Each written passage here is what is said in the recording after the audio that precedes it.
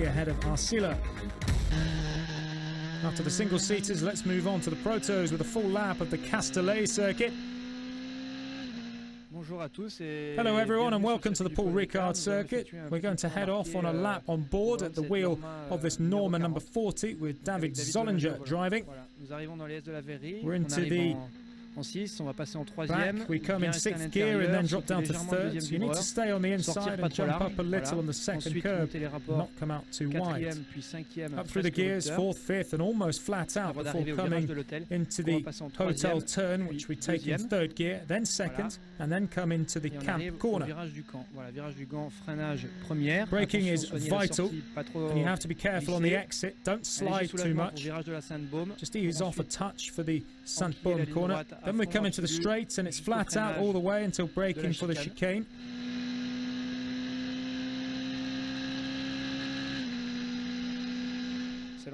This is the quickest section on the track and you need to brake 100 meters out. There's the brakes and then down into 2nd. You can't let the car move too much, just touch the inside curb and then head towards the famous Signe corner. You take that flat out as well. 6th gear just before it in order to get speed on the inside and come in at approximately 230 kilometers an hour. And then it's the double straight of the Berceau. First down the gears, 5th, then 3rd before driving towards the curb, slightly onto it and then out of the corner and heading towards the Banda. You'll come into that in 4th and then drop to 2nd. We go wide into it in order to come out well and not touch the curbs too much. We come in 5th and then drop to 3rd. We come back to the inside in order to be on the right line for braking at the last corner, the Pont corner, which we'll take in first. And then we need to come out of the corner well, keep on the gas. It's the 3rd round of the VdeV Endurance Series 2016 season on Motors TV. Now the prototypes and the drivers are facing up to a 6-hour race in which the points will be multiplied by 1.5. After the first 2 rounds of the season, the Norma number 2 of the TFT leads the championship from the number 40 and number 22.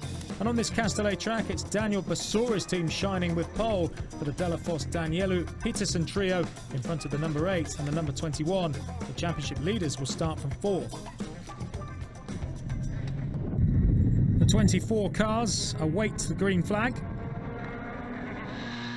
And away we go for the 6-hour race, and we're with Vincent Capilliere, 2nd on the grid.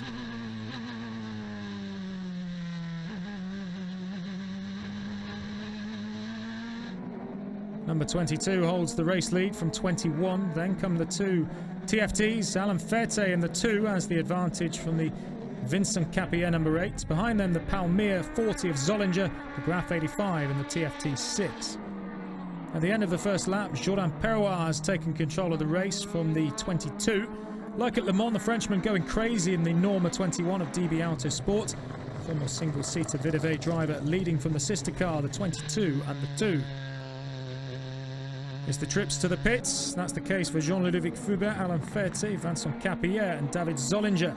In the prestige category, there's a great performance from the Norma 6, who leads from the 68 at Team 1, driven by Boucher Denada.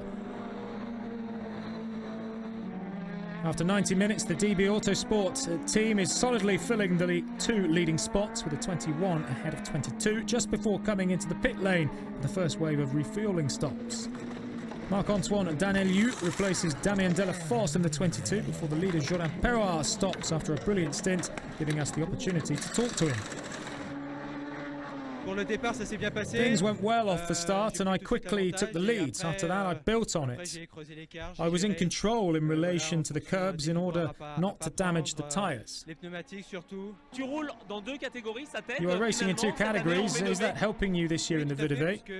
Yes, because the Protos are like the single-seaters. The biggest difference is the weight, because there's not the same inertia transfer on the quick corner, but it's true that you know how to drive a Proto, then the LMP3s are a cakewalk. Sport. It's a great school for learning to drive whatever car in whatever category. After 3 hours of racing, the standings have developed a bit. The DB Autosport team still leads. The 22 this time just in front of the Norma 32 of CD Sport. The podium is completed by the TFT 6, the leading prestige in this race. And if the Norma of Bazo, Tirion and Caillon is out in front in prestige, the 68 had to abandon with a broken engine. So the Norma 42 of Palmyre makes the most of that in order to be second in front of the Ligier 15 of IDEX Sport Racing. Going so well since the start of the race, the Ligier 29 has dropped to 7th in the category. Disappointing for Franck Gauvin.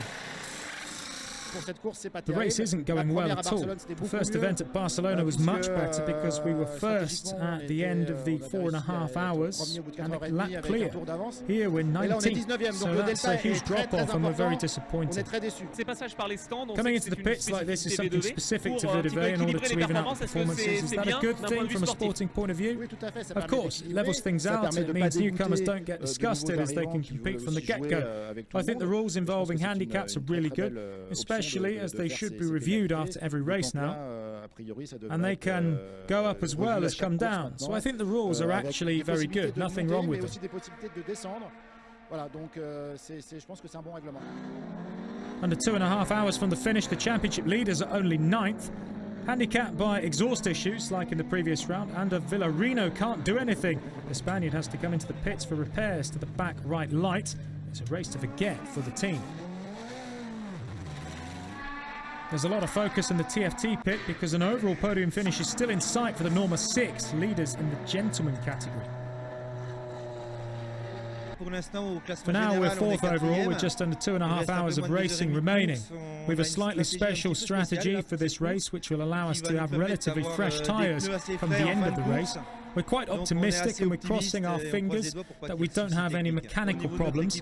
In terms of our team, we've been working together for maybe 8 or 9 years in TFT, and it's quite extraordinary because they always manage to work on the evolutions. The atmosphere is great and that means we're more relaxed and we can come into the races always very enthusiastic. That means things are going well and we enjoy it above all, and after that we manage to get good results and win.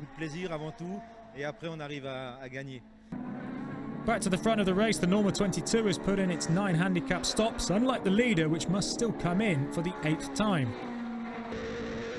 With the sun setting, visibility is limited for the drivers. Kevin Besançon attacks hard in order to build a lead over the 22 in order to still be in the lead after coming into the pits.